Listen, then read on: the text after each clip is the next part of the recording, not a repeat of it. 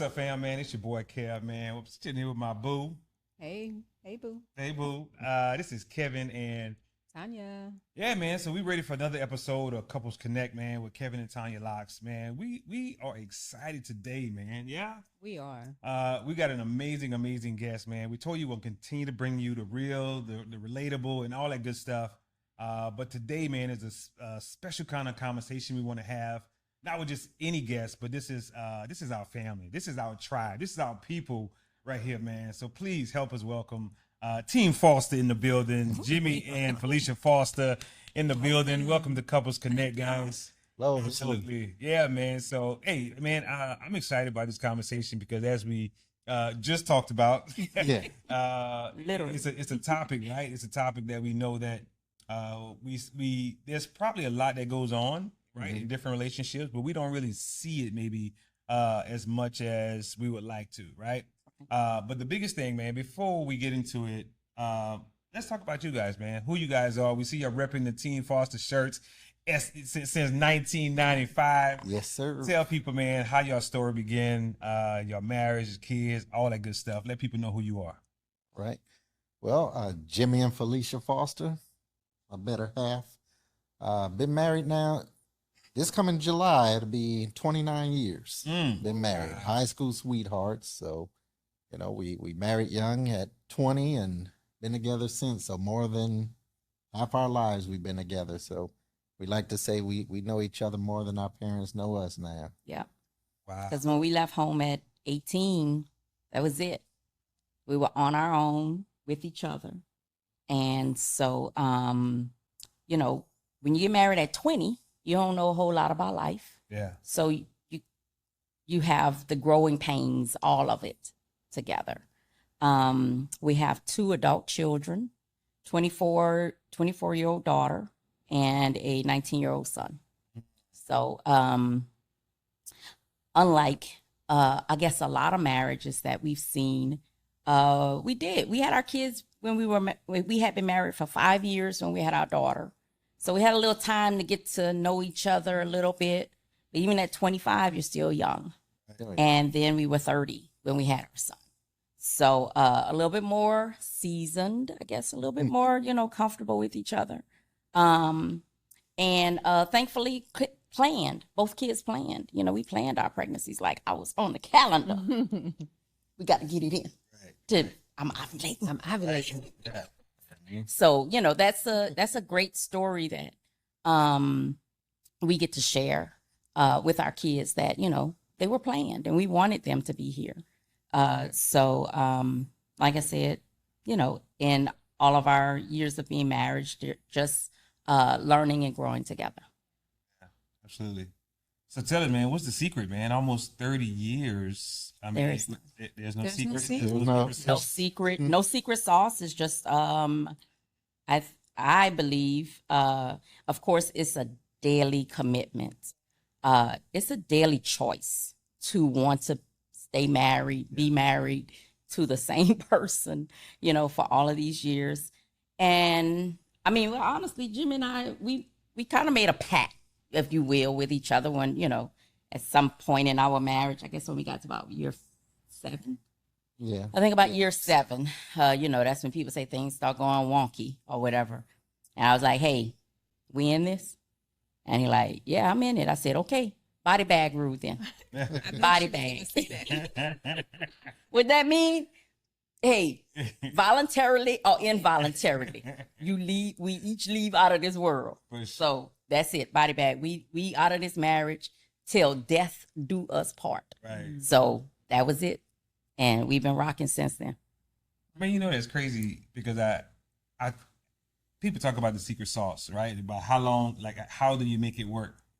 And it's truly, we've talked about it before. It is exactly what you said. Mm-hmm. It's just a choice to stay in it. Yeah. That's it. Yeah. The secret sauce is don't quit. Don't quit. Don't Just no matter keep what. going. That's Yeah. it. You gotta it's choice, it's compromise, adjust. Yeah. Is the constant cycle. Yeah. You're gonna always be compromising, one way or another, on different things at different stages of life. I changed, she changed, who we were you know, of course, in our late teens and early 20s, we weren't the same people by mid 20s, by early 30s, by late 30s, you know, 40s, now approaching the 50s. You know, those are all different seasons that we had to make adjustments, you know, with each other because we were changing. You know, the things that didn't bug me or bugged me in my 20s, you know, it changes, you know. And we had conversations about that too. Yeah. We didn't just assume, you know, the changes and what was, no, we had conversations like, I don't like this no more. Right. You know? Right. And he was like, what? I don't like it no more. So I want this. I want that. So, you know, it was, like Jimmy said, a compromise and an adjustment to, okay, this is who she is now. Okay, this is who he is now, you know. So let me, you know, roll with that. Let me, you know, okay, I'm good with that. I can do that. And it's all the adjustments, you know, life, children, you know, children at different phases of their life. Those are things that affect marriages, you know, children come into play. And, you know, we've seen marriages struggle as, you know, children come into play, different parenting styles, you know, the activities, the children themselves, how do you discipline them and relate to them, and how do you handle that from a marriage perspective? You know, you have to keep a marriage front, but yet you have to be parents. Sometimes that's all a juggle in itself. You know, I may be harder on my son than she is. She may be harder on my daughter than I am, or, you know, or vice versa. Depends on what it is. Some things, you know, I'm more chill on and she's more bearing on, or vice versa. So it's all those adjustments.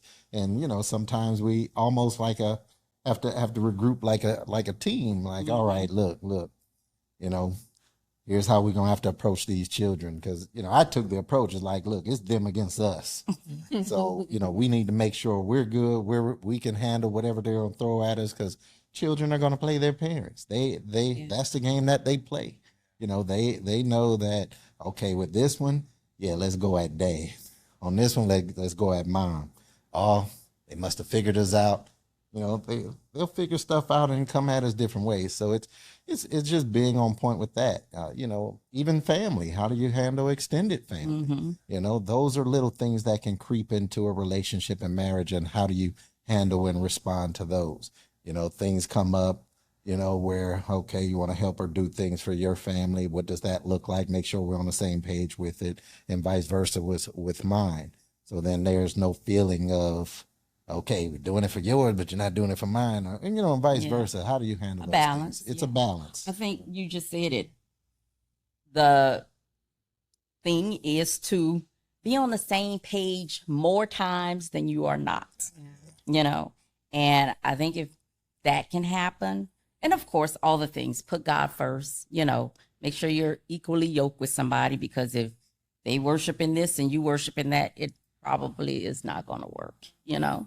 But making sure you at least, you know, are on the same page with, you know, your religion, your spirituality, you know, that, and then to just trying to find more days where you can agree than you disagree.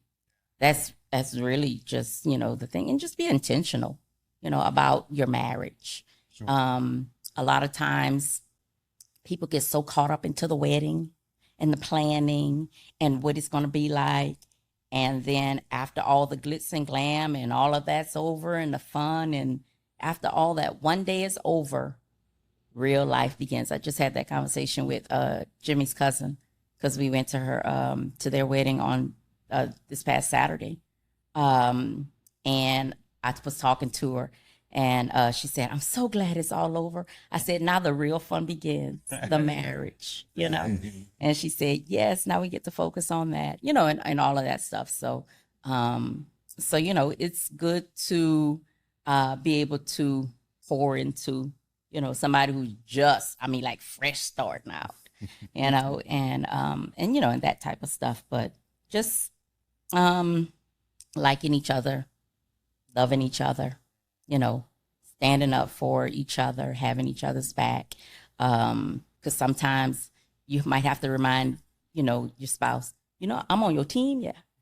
Not the enemy. I'm on your team. Right. Yeah. So just being able to have a lot more of those moments than you don't. I totally agree, man. The whole we on the same team thing it seems like it is a struggle with many people because I think they still have that individuality even still within a marriage. Oh, right? yeah. And she and I did in the beginning, right? Because we were still operating not as a team. Mm-hmm. We were operating individually, so it caused some friction within the marriage. But I want to backtrack a little bit. Where are you guys from and how did y'all meet? And the reason why you know why I'm asking you where y'all from, because B-Town, stand up. So where you from, both of you guys, and then how did y'all meet? Because that story sometime about how y'all met is usually it's a different story, but no, it's the same story. Same story. No, it's the same story. I needed a date for homecoming. So New Iberia, Louisiana is where we met. New Iberia Senior High School. And you know, Jimmy said we're high school sweethearts. We're senior year sweethearts. Still high school? So, yeah, you know, but we met in our senior year of high school. Yeah. So I needed a date for homecoming, and I had a boyfriend at the time, but he was away in the Navy, and he had already tried to, you know, kind of poach some of his people on me about going to events, and the guy that I had asked, probably a couple of weeks before homecoming, he tells me he can't go. He can't take me. I'm like, what? I'm like devastated because this is not just homecoming. I'm on the homecoming court. So I needed an escort, you know? And it was really just for the dance. I needed an escort because for the game itself, my parents escorted me on the field. But for the dance, I needed an escort. So he tells me he can't go. And I'm like, oh my gosh, what am I going to do? So that was like that Saturday. So I get to school that Monday and I'm telling all my friends, like, I need a date for homecoming. I don't have a date. Such and such told me he can't take me. Typical drama, teenage girl thing, you know.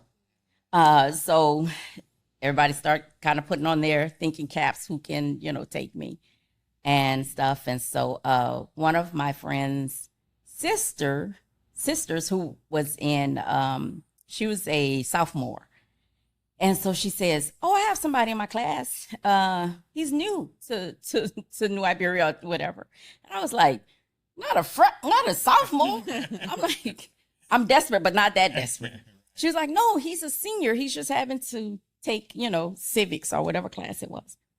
I was like, well, okay, well, he got to be drop dead gorgeous, but he needs to be decent. That was all. Can't look like a toad. That's what I told her. Can't look like a toad. And she said, he's nice. Oh, Lord, he ugly. Oh, Lord, he ugly. So I'm like, okay. So she's like, his name is Jimmy Foster. And I'm like, never heard of him. She's like, he played football, girl. I know it. Everybody. I'm on the dance team. You know, I'm popular. Right. So I'm like, I know a lot of people. I ain't never heard of him. So I was like, so I'm asking other people in my classes as the day's going on. And for whatever reason, too, I had all of my IDs with me, like from almost every year of high school. I had all of my IDs. So I'm like, well, here, give him these so he can see what I look like when, you know, ask him or whatever. So, but I'm asking other friends, hey, y'all know Jimmy Foster? And they're like, oh, yeah, he's nice. Oh, Lord, why does everybody keep, he is ugly. That's all I could think of. And so, during our lunch times, where his lunch and I was finishing up a class, she sees me and she thrusts me and she thrusts us together like, hey, Jimmy, this Felicia. Felicia, this Jimmy. And I guess she gave me my ID cards because I gave them to him. Yeah. And I was like, she's handed me her ID cards like to see what she looks like, and I'm looking at her like, well, I'm looking at you. Why do I need your IDs? I'm looking at you. So I don't know. Nervous when I was nervous. I was nervous because I didn't expect to meet him either. And so some type of way I guess our lockers weren't too far from each other. No. Our lockers. So we exchanged numbers at some point to be able to at least chat because I said, hey, need to probably at least go out with you, you know, like to the movies or something. We need to hang out just to make sure we kind of, you know. Kind of vibe a little bit. Yeah, you know. So that we clicked. Probably was more click. Vibe wasn't a word back then. You know, we clicked. We ended up going to the movies, or whatever, and it was cool. You know, we clicked. His little brothers were there. They saw me and whatnot, and it was good. But I still kept telling him, I got a boyfriend. This is only a date. This is I just need you for homecoming. So we did all of that, and homecoming was great. Like, we had a blast. Like, when I say making memories and just making sure you put your stamp on having a good time your senior year, man, we did that. We had a great time. So hold on, Fee. So I want to get Jim's perspective when you were telling him, I got a boyfriend. This is just a rent-a-date type situation. Yeah. Jim, did you in the back of your mind, did you feel like, yeah, whatever, I'm about to get this? Well, you know, initially, because she kept saying it so much, Right. you know, you just like, you know, whatever. You know, initially I wasn't going anyway because, like she said, I was the new guy. You know, which I was born in California, moved to New Iberia for a couple of years in elementary, then back to California, and then I was back my senior year. So, you know, I was already kind of dealing with I guess you can say, the culture shock of that. My mom took her early retirement from General Motors, and she like, I'm going back home, Louisiana, so y'all coming. She didn't even give me the option to stay in California with family that was there. It's like, yep, come on to Louisiana. I get you a car. You'll need it to get around. You know, hey. So she bribed him. Yeah. So, Yeah. hey, okay, I'll get a car going to Louisiana. So, you know, that's how I got there. Then, you know, we had hurricane. It was in 92, summer of 92. Yeah. So, you know, weird summer. Leaving California 92, they had the Rodney King riots. So I wrapped up there with that, and then moved to Louisiana, enrolled in school. First week of school, Hurricane Andrew hit, Yes. so then we out of school for a while.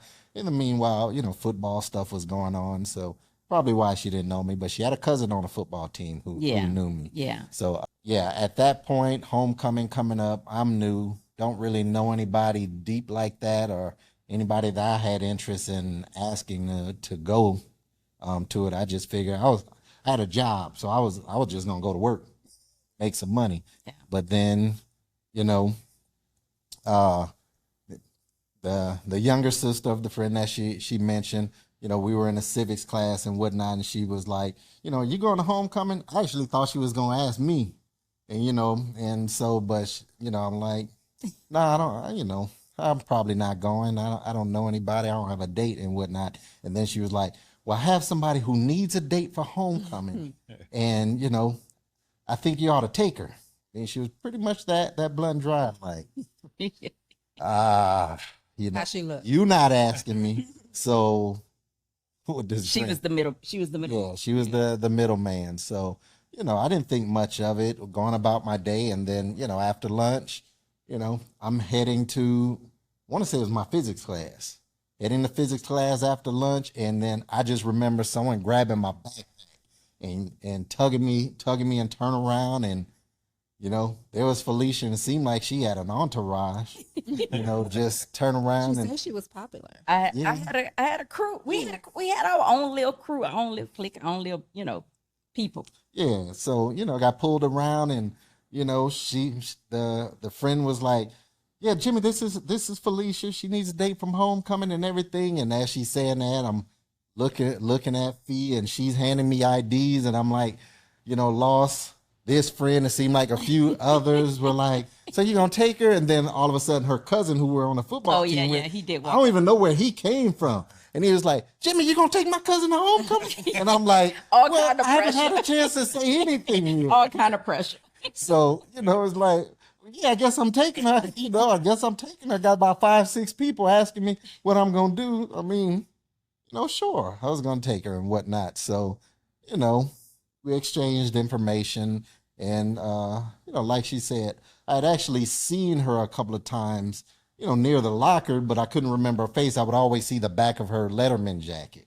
So, you know, once we put face to name and everything else, recognized that, well, I would always walk past you going to my locker. So, you know, it just kind of morphed from there, went out on wasn't a date, to the movies with her from there and whatnot. So it was really, So really. did you still have a boyfriend at that time? I did. She had a boyfriend The whole time. Yeah. So- And what happened was, so after homecoming, we've had this You gotta take your blast. glasses off for this. We've had this blast.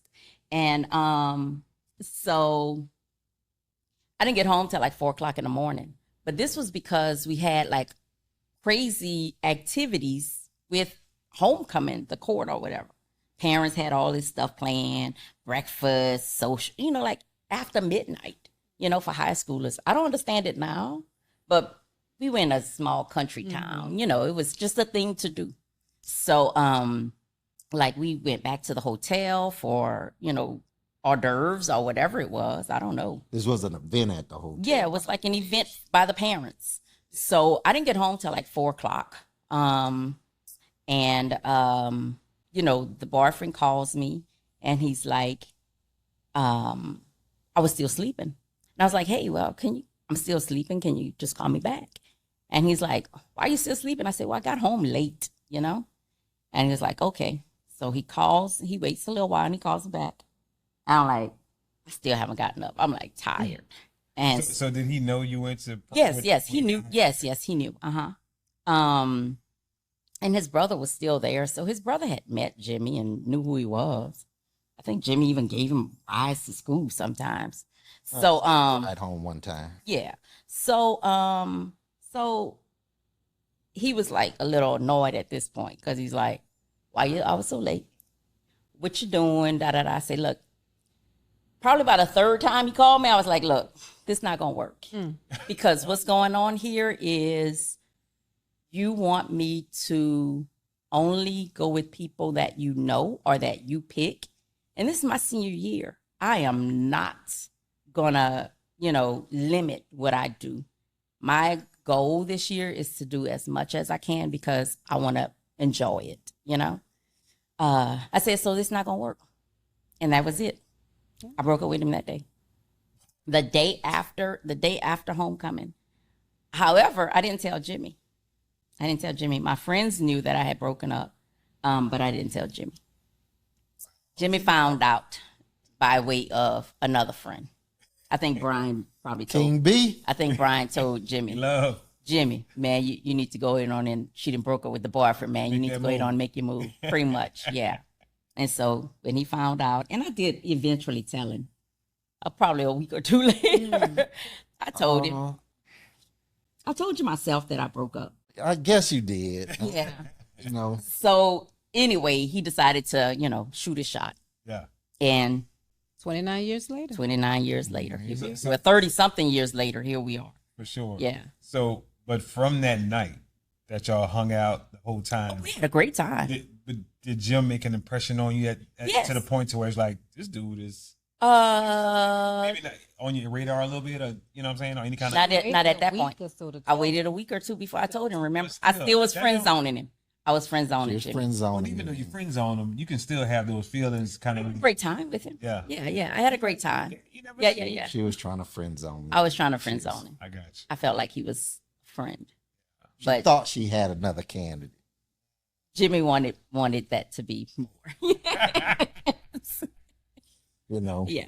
Well, like I said, so, still this friend to this day, he's still around. And yes, we were in English class together and he was, he still says it now. So Jay, what you gonna do? Like, what you mean what I'm gonna do? She broke up with him, right? Like, no, she never told me that. Yeah, man, she broke up with him. So, and that's how he did it. So It's on you. that's where it came, asked her, I want to say to another movie again.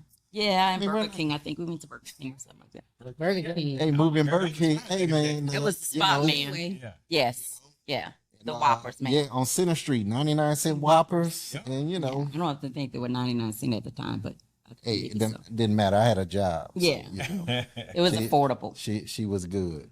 Had a job in a car. So, I think I was an eligible bachelor. But it was, it was really, once, I took her out on a date and, kind of start making more of that move. I feel like that's when everybody else start coming out of the woodworks. Yes.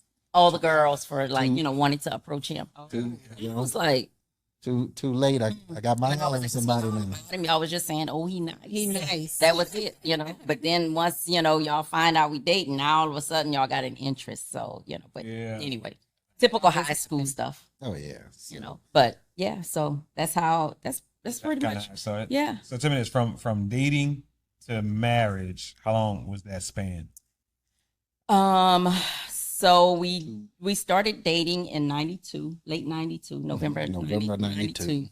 And we got married July 95. So yeah. 2.5 years. But we went off to college together too. So we went to the same college as well. So we never parted. We never he went one place and I went, we went to the same college together too. And the same college was actually coincidental. It was, yes. It wasn't. choose. Yeah, it wasn't necessarily intentional. Yeah, right. So happened that's where we're going. And after the first year going into our second semester or in our second semester of college, you knew my plans was to go back home for that summer because I didn't have a job or anything. So my plans were to go back home for that summer. And so he was like, well, why don't you stay here? And, we get an apartment, this. I was like, dude, I'm not just moving in with you. What you gonna do? And I basically was like, I'm not just gonna move in with you and there's no plan, nothing ahead.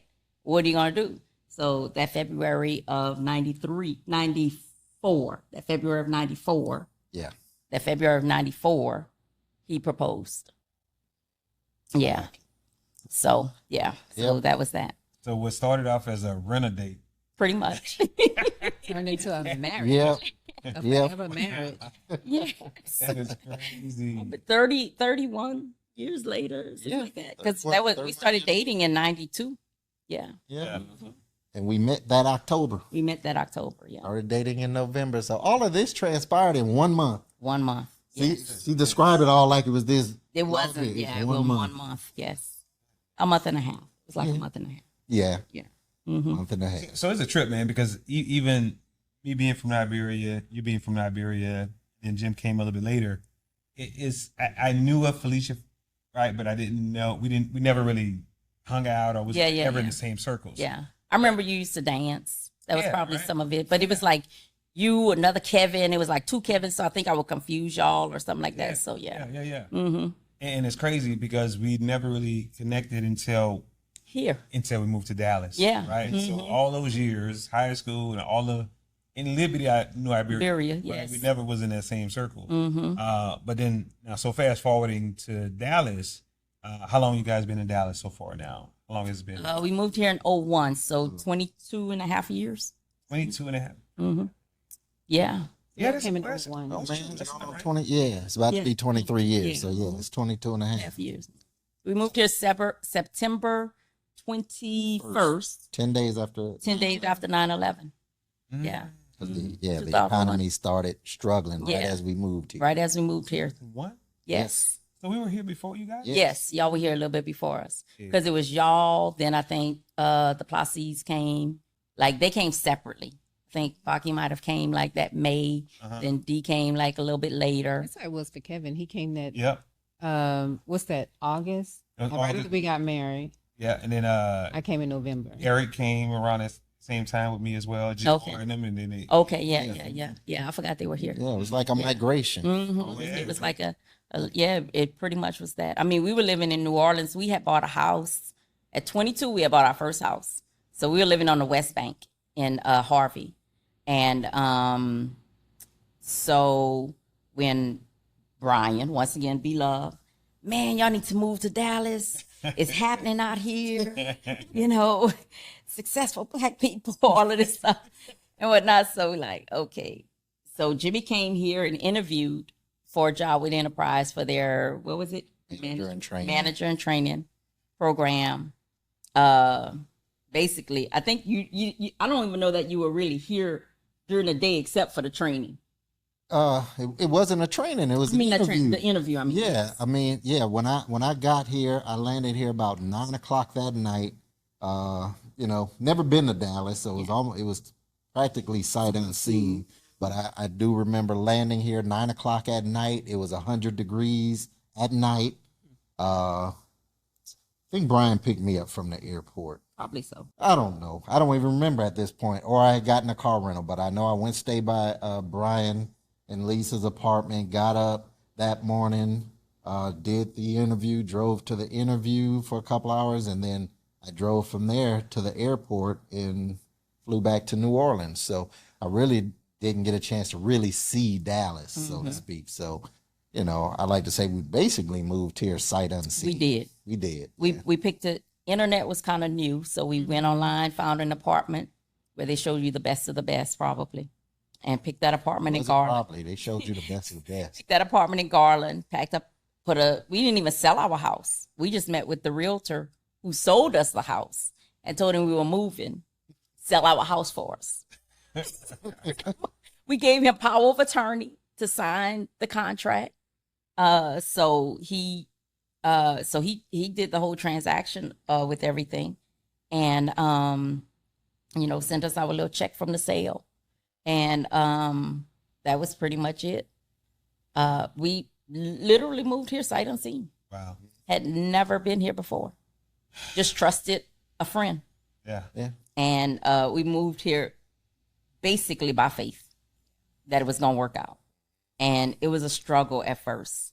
Oh my gosh, I was crying in that little apartment. I think we both had a couple of moments. It was just so many things going on. That apartment had fleas, it had raccoons in the wall. Dead cat on the A patio. dead cat on the back patio. It was so, we had water coming from the upstairs apartment into our apartment. I had to video.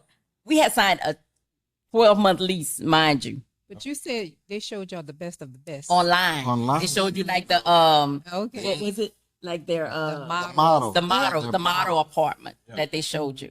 So when we got there, it didn't look the same. Not Did even not look close. the same. Not even So close. we had to go to corporate to basically get out of that lease at 6 months because it was just so much. I was videotaping everything with my little video camera, little camcorder I had. So I was videotaping everything, taking pictures. So we got out of that, and then we moved to Carrollton, and that was a much better stint for us. That's where Dallas began. That's where Dallas began. 6 months later. Yeah. Yeah. Yeah. Felt like we were, okay, got a job. We both had jobs.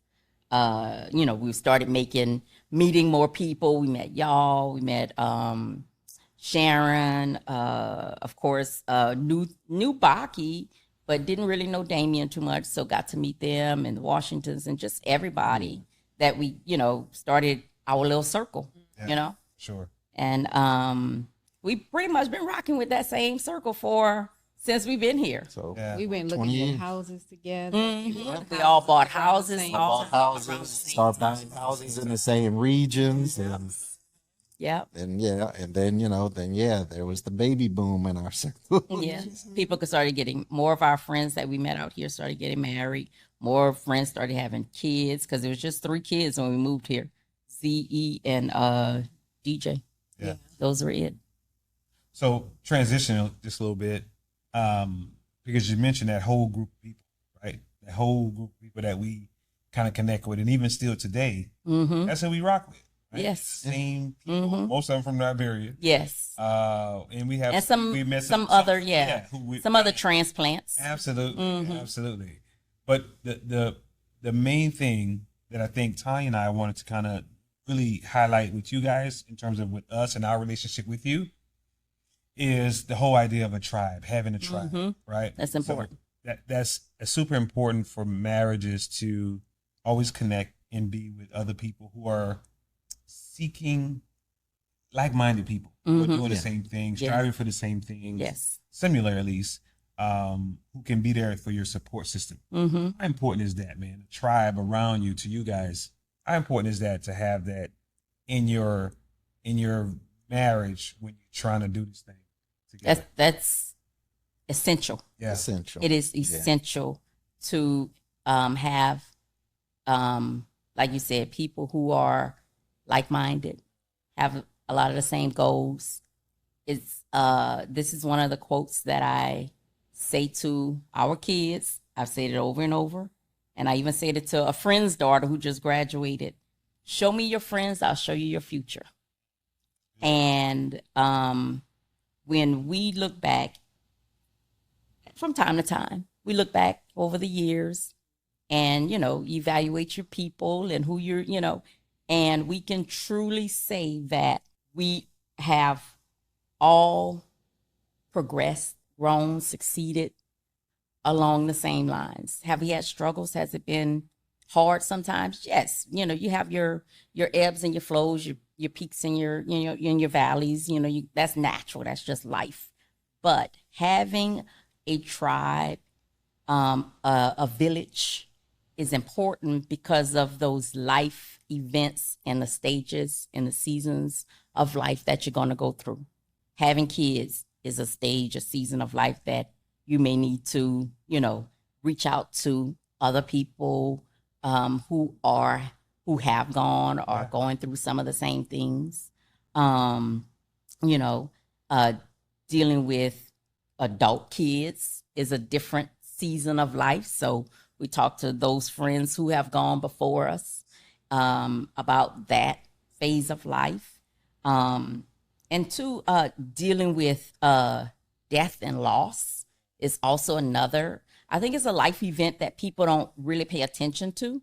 And sometimes loss might not necessarily be that somebody actually died, but that you actually had to cut off a relationship or, something like that. Right. So those things are essential to have because you need those people in those spaces that you need to be able to lean on.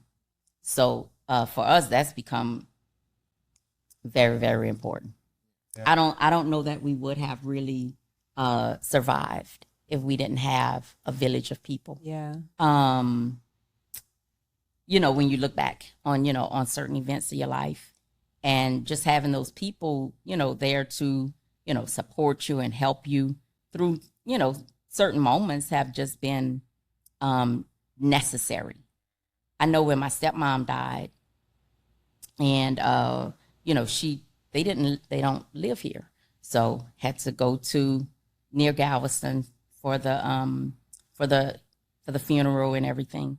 And when we drove up in the car and two of my girlfriends from home had came to the funeral, they lived in Houston, but they drove, it's about an hour to get there. They drove to Houston to support me.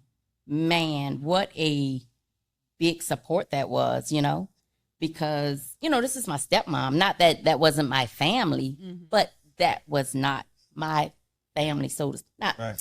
They were my family, but we didn't have, it was still a different dynamic. Let me say that. Yeah. And to just have your own friends show up and support you, in that time, I didn't even know I needed that until I saw them, So just having your people, whether they're here or those groups of friends that are not here, but that you still can, that's, for me with those ladies, that's 30 plus years of friendship, so just to be able to have people in those spaces when you need them is very important. Yeah. For sure. Man, I think about when I was single, right? Being with the guys, of course, my friends were single.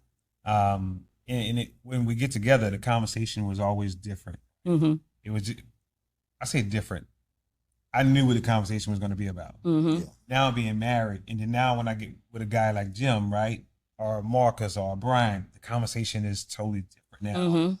And it's not a conversation. It's totally different from the conversations with my guy friends when I was single, right? Yeah. And the support in the way that we talk about things now, it's about business. It's about life. It's about kids. It's about, just the things that's more meaningful now. Mm-hmm. And that's I value that. Yes. Right? Because now it helps me as a married man to where if there's anything that I feel like, might be pressing me a little bit or something like that, Jim and Marcus and all my guys who I kick it with now, it just thinking about these guys, man, it just reminds me of like, man, it's a tribe that we in this thing together. We all trying to get to the right thing, to the same thing. Yes. And it's accountability there, what I'm saying, between my brothers.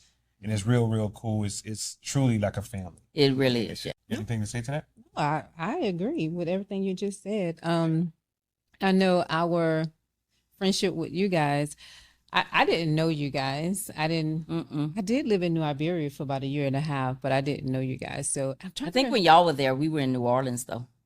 Oh, okay. Yeah. Yeah. You were We moved to New Orleans in '93. Okay. And so from there we moved here. Graduated and hit the road. Oh, yeah. Yeah. And I was trying to remember as we were talking, as you were talking, like when did we actually meet Felicia and Jimmy? Because you guys at our We went to the apartment for something. Yeah. Yeah. I think Well, y'all had something. got an apartment. Because it was us. Probably, I'm pretty sure the Washingtons The were there. I Washingtons, remember them yeah. being there. And probably the Fulgences. Probably Okay. them. Yeah. Because I think y'all were in the same apartment complex or something. with the Washingtons. Yeah. I can't remember if we went to theirs first and it's like, let's go to you guys's or what. All I remember going by you guys, and Tan, you wasn't speaking to nobody. You were like quiet. Kevin was Kevin. Yeah. So, you know, we we threw a fade. yeah, we were used to that. But I mean, you know, you weren't mean or anything. Right. You were just quiet. pretty much, yeah, you were just like quiet. You know, hey, how y'all doing? And Yeah. you know, and that was it. But yeah, that was when I remember meeting you guys. I can't remember at what point it just completely changed. Yeah. So much so to where you guys became our all of our kids' godparents. Yes. Yeah. That's how, you know, the dynamic of the friendship changed Mhm. Yeah. Yeah. with us. Yeah. You know, I think just to kind of go a little bit deeper into the whole tribe situation and an example of what it's been like between the four of us. And you guys may have other relationships like this, but for us, you guys are the main one that we look into this type of space, right? So just to kind of give a little bit more context to our tribe right here, who is now we discovered that we're family. You could get into that a little bit. Oh, you know it. Operation, operation. It's crazy because we was calling each other family. Family, We yeah. actually knew that we were family. Became Yeah. Right? So, but just to give us a little context, man. So there was a situation. Jim, I want you to tell this one first because let's go way back, Medina. Let's go Medina days. Medina. We were living in our first home out here, right? And tell a story about the Grand Am, man. Tell that story about the Grand Am. The Grand Am, how we worked that thing. man. We talked about that car with Tisha when we were at her house. Roll into the wheels falling off. Yeah, so you know the Grand Dam was, you know, if we had a book, it would be that would be the name of a chapter of the book, the Grand Dam. Yes. You know, Grand Dam 1 and 2, because the Grand Dam started, you know, with us. When do we want to say that was in 2007? Or 8. Yeah, 2007, 2008. At the peak of the financial housing market crash and crisis. Me being in the mortgage lending world and everything, of course, things went belly up. You know, have a mortgage business, things collapsed, shut down. Okay, now I no longer have a business, have to get a job. You know, and that market was crazy. It was hard to get jobs. Then you eventually get one, and the pay was nowhere near what we were making before. So, you know, you had to make life work, you know, cutting things, getting rid of things. And so, you know, with income cut by like 60-70%, really it was cut 100% for a brief moment. And then, you know, when you do land new work, it's still at 60% less than you were making before. You know, had to get rid of things, needed another vehicle to get to work and everything. So Felicia cousin, you know, she was coming up, getting another car. She had this old Grand Am that, you know, had trouble with the starter. She was going to get rid of the trade-in. What they were going to give her for the trade-in was junk. So I paid like $100 or $200 above what they were going to give her for the trade-in. So we had the Grand Am, made it work, got it fixed up a little bit. We were grinding that. We did not get that car fixed up. The ignition, maybe? We fixed the ignition. Yo, yeah. That's it. We just fixed it. We didn't go add rims or whatnot. Which, you know, one of the jobs I had gotten that I just had to take. I was with some workers where it's like they were younger. They were at different levels. Like, man, you gonna put some rims on that Grand Am? Like, we bought that car for like $90. some $2,000-3,000 rims on a car worth that, different mindsets. But yeah, we had that Grand Am, grinded it out and everything. But yeah, it had broken down on me on the highway, and whatnot, and had to get it fixed. So the Grand Am served its purpose, started getting back on our feet, and was able to get another car, and the Grand Am was just there. Well, as we were getting back on our feet, you guys were experiencing the same thing. I mean, it was the economy at that time. So now you guys were in that situation, needing a vehicle, another vehicle, and old Grand Am was sitting there. So hey, I think we got that Grand Am for y'all for about $600. It was $400. $300. 300. I thought it was. I thought it was like 500. A couple $100. But did we finance? Who knows? Hey, I can't remember. hey, back then I mean, but still, yeah, it was. Hey, we were in position that we didn't need the Grand Am, and our family needed it, Yeah. and they got this Grand Am, and a family of 5 is like. fine. And keep in mind, at the time I was doing Camp Gladiator. At a certain point, I got to a point where I was doing Camp Gladiator, Yes. and I used to load Load that that thing up thing with up. equipment. Low ride. Look, the back of that Grand Am was almost on the ground with the equipment in the back. See, but we had a vehicle before, then we had to get rid of it because we couldn't afford it anymore. Isn't that why we got the Grand Am? Yeah, I think it was didn't we get rid of the Acura? Because you had an Acura. Well, I got the Acura. No, I think we got rid of your what's that? The Armada. Armada. I wrecked the Armada. Somebody hit me. No, you had a wreck when we moved here. I mean, when we moved to the new house. No, you got wrecked because we had 2 Armadas. We had 2 Armadas? Yes. Yeah. We had the Tahoe. We had 2 Armadas. We had You one. had a Tahoe? Yeah, we had a Tahoe. Yeah, damn, I forgot about that. And then we had to get rid of. But before we go to that, we had to get rid of the Tahoe, and then we had to buy my friend's Malibu. But anyway, Lord. The Malibu was probably it was knick-knack for the Grand Am. It was no air, rolling around that thing. We didn't have it that long though. no. But we rolled that Grand Am. But the Grand Am, the kids, when we would leave, the kids said, we want to go in the new car. The Grand Am. They didn't know. They didn't know. The innocence of children, right? Yeah, children. They don't care. Absolutely. So that was one situation, but I want to talk about a more current situation. I really, because it was a really, really major impact for me and Tanya, right? So that was a situation, and I think through the years, man, through things like that, the Grand Am, where you guys, we knew that you guys were doing a hardship at the time financially, right? This is, I don't even know what year. This is like it was 19. This is It was still in 2000. Early Early 2000s. Yeah, we all had to support each other through Yeah. the economic financial crisis. Yeah, There was a stage where we were down and needed.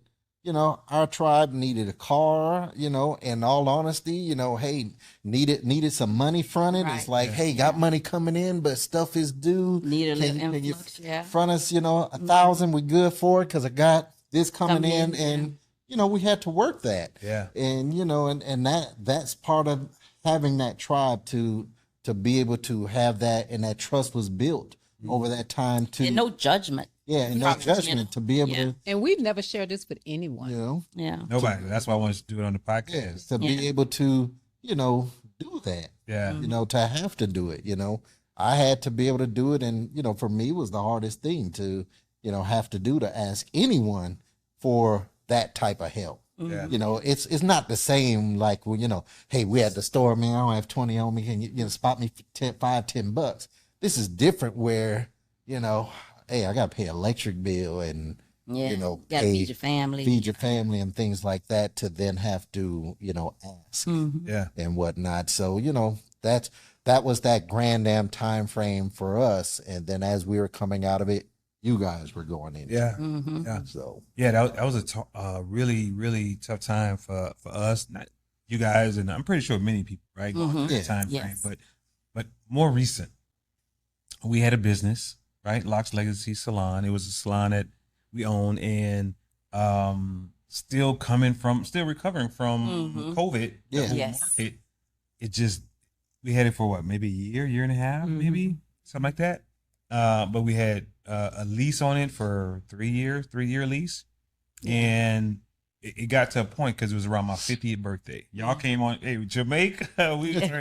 Hey, anyway, so we went to Jamaica, as you know, right? It was you guys, Davis and the Bradshaws, and we had a great time. And in the lease on that thing, because I think were we already out of it? Are we trying to get out of it, or we still had it? We still had the No, we still had it because we looked at the cameras and your girl. Anyway, Yeah. so yeah, so we had that, but the expenses of that building was like a man, it was straight dragging us down, Yes. right? And it was draining our finances. So we definitely had more money going out than coming in. Yeah. And basically, the long story short, it just put us in a one of the most devastating financial situations possible because we just couldn't keep it up, right? And so when we got back from my 50th birthday, we just turned up, we had fun, we came back, man, we looking at everything getting settled, all of our accounts negative. We like, oh my God. Right. Yeah. And I think we kind of knew we were going to feel a little bit of wrath of that. Right. When we went into, we was like, hey, we're going to just turn up no matter what. We'll deal with it when we get back. That's what That we was said our in theme. Jamaica. In Right, the room. right. We was like, okay, whatever. We just gonna have to just Deal with enjoy it. this trip and deal with it when we get back. But Yeah. we didn't know it was going to be that bad. It just really drained us, man. And I remember, really, I went outside. You remember that? I went outside and I was just trying to figure out, how did we get in this situation? How did it happen? And then, of course, you know, it was obvious. It was the business that went down, right? The Locks Legacy Salon. And I had to make the call, man, because there was nothing for me to do. I was lost and confused on how we're going to make this happen. How we're going to get out of this. Right. And it put me in a place of financial struggle and strain as the man of my house that I just never thought I would ever be in again, right? And I sat on the outside and I literally knew I had to do something. And I just didn't know what to do. And I literally, man, and I called Jim. And I said, you know what's funny though? God always, because when you guys are up, we down, or vice versa, right? Yeah, So we can, God always work that out. Anyway, but it was the most humiliating, embarrassing, but not so much. The embarrassing was probably the least of it, of the emotion I felt, Right, because I know I was calling fam. Yes. And I know I wasn't going to be judged. I knew that. Yes. But there was still some embarrassment in it, still some shame, still some hurt to call Jim and say, hey, man, this is what we're going through. This is what we in. And I remember I broke down crying. Remember, Jim? Yeah. And I was just distraught. I was Yeah. broken. When you talk about a low, Yeah. that was the moment. Yeah. Jim experienced over the phone. It was the lowest point for me financially to be in that situation again. But needless to say, called, and you guys answered the call. Say, this is what we can do. Well, you say, well, let me get with Fee. Let me see what we can do. The amount that, because I think you say, like, what are you talking about? I think you maybe asked me, like, kind of, what are you, what's the ballpark? And I kind of maybe threw out a number, whatever. And then you guys, actually, when Jim called me, when you reached back out, you actually gave a little bit above than what we asked. And it was, and let me tell you, and I'm not talking about a couple $100. So I'm talking about thousands of dollars. You know what I'm saying? It wasn't no $20, no $300. We're talking about thousands. I don't know many couple. They may have some, but I don't know many people who have that lifeline. Because she and I always talk about, man, I just wish we had some family that we could, who got some money, who can, do this or do that, right? Not knowing that we did. Thinking about that now, we did. Yeah. And that light bulb just went off as I'm speaking about it. But we'd always just look at, like, family, like immediate family, right? But in that situation, even though I knew that we can call you guys and depend on it, that's not something I wanted to do. Right. But the fact that you guys answered the call when we did it, man, we are forever indebted in you guys. We were already there anyway. Yeah.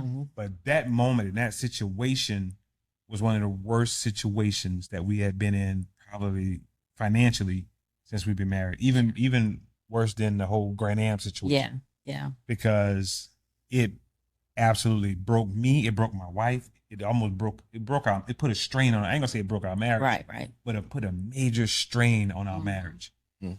In that moment, it saved us. Mm-hmm. It saved us in that moment.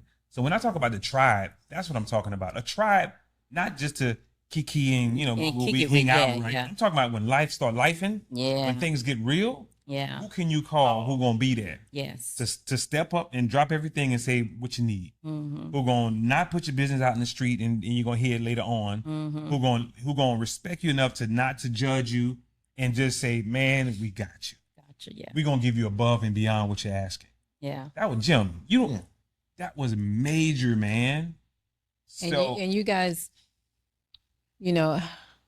I think I had talked to Felicia and I was like, we're good for it. We're going to give it Yeah. back. He was like, girl, just whenever y'all can. Yeah. Just whenever you can. We didn't have a time frame. We don't have whenever a y'all time can. frame. Whenever y'all can. When God works it out for y'all, it'll come back. It'll know? come Yeah. back, So- and we gave it back. Yes. Yes. Y'all did. I mean, at a time we didn't even expect it. We didn't you know. expect it, So I mean, we thankfully we knew y'all were good for it. So it wasn't like, we looking like, okay, Tanya the Cab gonna get money. Nothing like that. It was just, like, it wasn't that, it had never been a situation where, it was like a constant thing.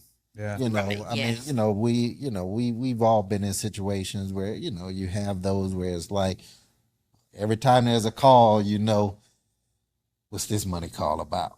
yeah, from certain family members. Yeah. But Certain people, for you guys, it wasn't that thing. wasn't it, And yeah. in all honesty, it wasn't even, a foregone thought. It was just a matter of with Felicia, like, hey, how much you good with me doing without you, Yeah, it wasn't like, are you okay? It was like, I was like, just what we gonna do? Yeah. Do Just do what you gonna do. So, that was no problem. And and that's what your tribe is. There's family, you're born into a family. You have no control over that. Yeah. You're gonna have your family that you love to a T, that you get along great with. And then, hey, there's that family that, hey, we just related. Yeah.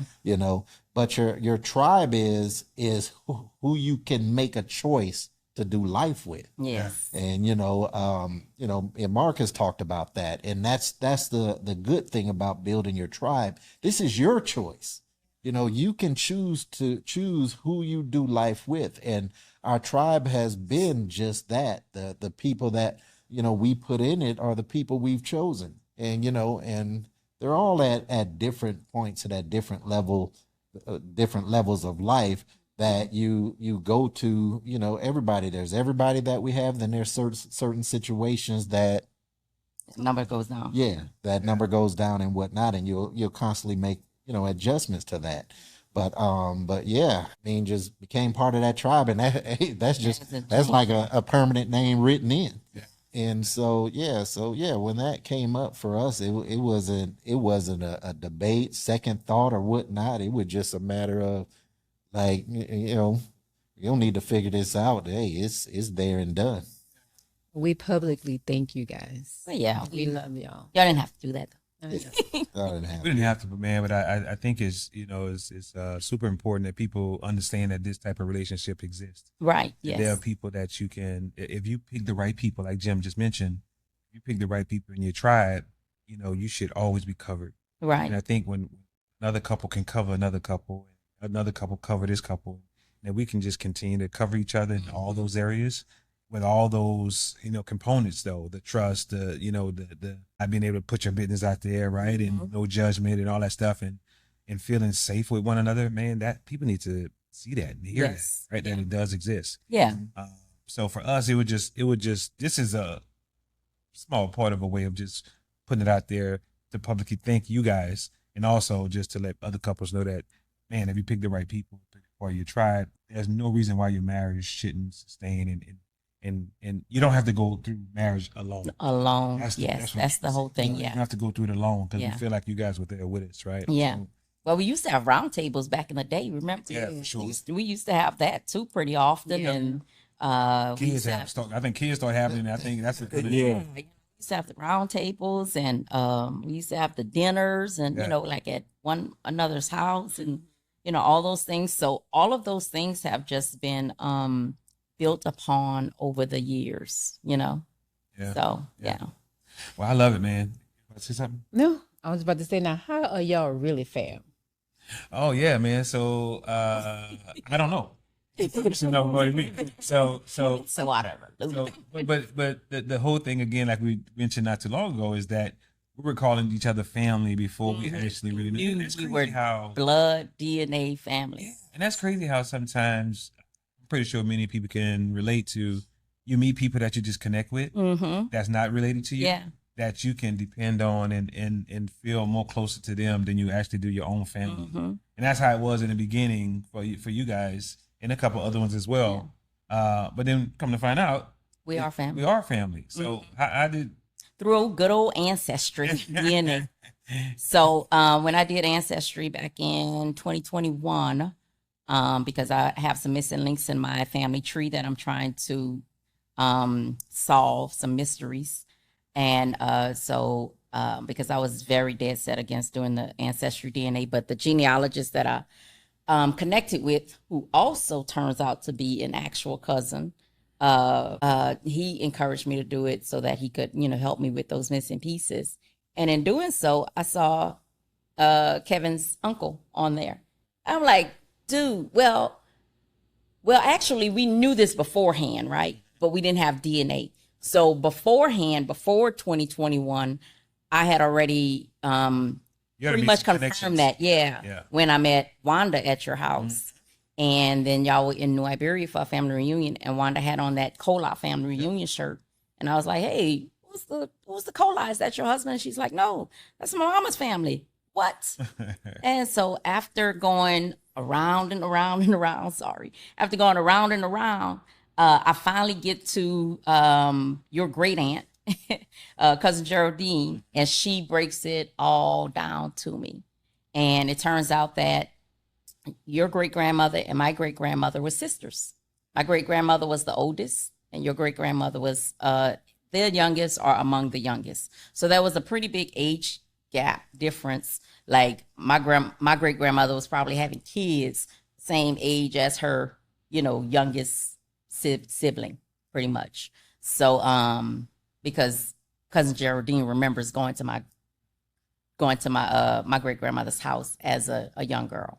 So that's how I put it together first. Seeing your uncle in there solidified it. Right. And then not only that you and I are related, but you and Jimmy are also related. We find that out in Ancestry DNA. And then most recently, when you did yours, after I hounded you. You were almond, like, excuse me.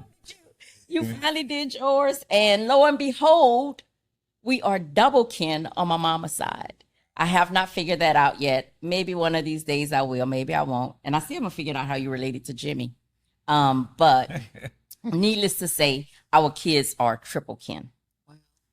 Crazy. They are truly cousins. They are truly cousins. Truly cousins. Yes. And the tripping part about it is that in New Iberia together all those years. Just never met up at a family reunion or nothing. Never crossed paths in that whole It's type. good, though. Yeah. Huh? Well, yeah, because we ain't marry each other. Because believe me, I'm in with some of my I'm in a genealogist group, and we're like, oh man, so many people that married each other Yeah. some know, some don't. God kept you guys separate. Yeah. Because we who knew? Yeah. You could have been taking Kevin to that what's that? To the homecoming. The homecoming. Real. He probably saying to himself, "Oh yeah, the dance would have been lit." Yeah. So yeah, it's amazing how that all turned out. And like I've been telling people, Ancestry DNA is truly the epitome of what's done in the dark comes to light, because nobody ever, and that some of that is because of, of course, our ancestors and our elders dying and no longer getting together as much as they used to. Yeah. And those ties and connections just becoming lost, So I'm glad that we've been able to kind of pick up that helm unknowingly, and establishing a really good relationship. Friends first. Yeah. Friends first and then And family. you hadn't discovered if me and Kevin related on my mom's side or It's dad's your maternal side. No, it's your Okay, yeah, that's what would be the surprising. It's your mom's part. side because I told you that your cousin Richard and Kevin are like a very high match. Yeah, So yeah. Dad's side wouldn't have been as surprising. No, 'cause it wouldn't our have been. grandmothers lived on the same street in New Iberia, on Dale Street. Yeah. Mama's side is like, okay, that's Yeah. different. Yeah. That was unexpected. So, but That may mean that somebody tell the truth about something. Right. Maybe not. I don't know. But hey, I don't know. But needless to say, Search continues. the search continues because I'm gonna find it. Right. I just haven't had time. I'm so in so many different places because I get so distracted with different with all those different little connections and trying to figure people out that I just haven't focused totally yet because I still got to go do some research on Tanya. Yeah. That might be some interesting. Well, I'm just saying it might be. well, my daddy is my daddy. Yeah, no, your people are your people. My people are my people. Yeah, your people are your people. Yeah, Now you were saying something about you surprised that I don't have any. Tanya has no Creole. She has no Creole community. I'm like, you from New Orleans. Yeah. How do you not have any Creole connection? But her people came from like Alabama and Mississippi and different things. So I just still like how they came and didn't integrate with nobody. Yeah, They just stayed in their little, I don't know because People, my I don't know. grandfather was out there. not out there enough. Not that it trickled down to He you. was traveling. He was traveling during his he was time. going back to Mississippi. Yeah. Yeah. But so it's just some interesting things to just go and, like kind of put the finger on. But yeah. Yeah. Then But- Kevin is the most Creole. But Kevin is the most Creole Most out of Creole. all of us. Who knew? Yes. Who knew? Yes. Yeah. Very interesting, man. Very interesting. But as we get close to wrap up, man, I would love for you guys to just try to, maybe give one last whole point of view of why finding the right tribe is so important. Because again, that's the main thing that we loved about our relationship with you guys. Mm-hmm. And we wish that, man, and they may have some other couple. I'm pretty sure there's other couples who have that same Oh, yeah. close knit with other tribes. But for those who don't, right, what would be your encouragement to them in terms of finding a tribe? How important it is to their marriage? Each one of you guys can speak to it. I mean, it technically is of the utmost for a marriage. You need that. It's just like with counseling and everything else. There, your tribe is there for that, and and naturally as couples, because we've mentored some young couples and things like that, especially newlywed couples, where the natural change that comes or should come when you get into a marriage and whatnot is that the majority of your tribe is also married. Not to say that you can't have single friends and whatnot. That's going to happen. Mm-hmm. That highly likely won't be and probably shouldn't be your majority, Mm-hmm. because they're not going to have that relation, or being able to necessarily bounce those things off of. I mean, just over the years, that when we really sit back and look at it, and not through I guess through intention, that we just selected couples. That's actually what it just became. Mm-hmm. Because our initial tribe when we moved out here, was half married and there were a bunch of singles, and then they all got married and it just stayed the tribe anyway. Mm-hmm. So, so naturally the majority of people we were surrounded by were other marriages. And when we look at it, and, everyone went through seasons and lives and changes, but still the vast majority, well over 90% of those marriages we witness happen, over 95% of them are still here today, 10, 20, 30, and 30 years later for the most part. And that's just, I think, attributed to that natural tribal group that all of us created. Because even, what's our tribe, our group here is we have our tribe, but then with your tribe, it's still kind of that core group with an extension of who you guys created yourselves. Same with those other couples. There is that core initial tribe and who they've added on to theirs, not necessarily part of our tribe, but part of their tribe. But then it became still all those other Even those couples. extensions. Yeah, those extensions became, those couples had tribes of other couples. Yeah. because that's what you're going to relate to in life. Yeah. You know, I can't. Some of us knew the same people. Yes. It's how it gets, a little Yeah. interesting and fun too. It kind of grows in there. Yeah. So, we all have, some single friends here and there, but they're not our number one go-to about anything pertaining to our marriage, because at a certain point it's like, yeah, they can't relate or have no interest in trying to relate because, hey, they're at a different stage in their life. So, yes, building that tribe, and that tribe is more in the phases of life that you're in for the most part, or planning to go to, have been through, is going to be that variation. So we have people at all facets of life that we can connect with as we transition to different things. And that's from, early marriage, having children, raising children, to them transitioning to adult, to us transitioning from young to older, to, health, retirement planning. Those are all life seasons and phases that you're going to have to transition to, and you're going to need a group of people in your life to handle all those different phases and seasons of life that you can pick from to help you navigate it, and that's it. It's always someone before you that have navigated. No need for you to go tread into new waters unnavigated, and you don't need to. Sure. I think it's important too because our children see that too. So I think one of the girls told you that they want friends like this, and different things. And it's same even with Z, she will look at our friend circles, and that's what she wants for herself, Xandon, I don't know, haven't figured him out just yet. But he has a little core group of people, but Z has outwardly expressed that from time to time that she likes our village, and and your village shows up for your children too. So that starts to become, you don't realize it, but because I do genealogy, that starts to set a generational trajectory that you probably don't even realize. It just starts to set some things in, and those kids establish those relationships along their own path, so it's just one of the things that we do value. And we do, appreciate having, people like y'all and our other friends in our circle. Add anything to that? Tribe?